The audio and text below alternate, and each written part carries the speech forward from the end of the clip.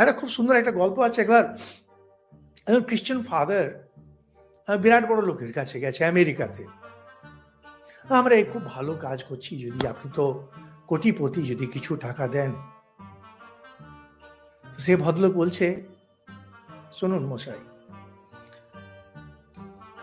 আপনি কি জানেন আমার এক বিধবা বোন আছে যাকে দেখাশোনার কেউ নেই?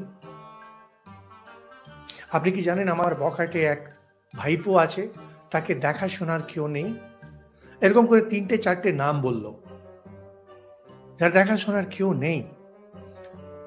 খ্রিস্টান ফাদার খুব ভালো মানুষ, আজর করে বললেন, দেখুন আমি তো জানতাম না যে আপনার উপরে এত দায়িত্ব।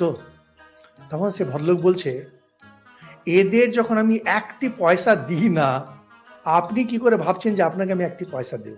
বেরোন এখান থেকে। এই হচ্ছে মানুষের স্বভাব। ঠাকুর বলছেন দুঃখ করে, পাশের বাড়ির লোক না খেয়ে মরছে, নিজের মেয়ের বিয়েতে হাজার হাজার টাকা খরচ করে।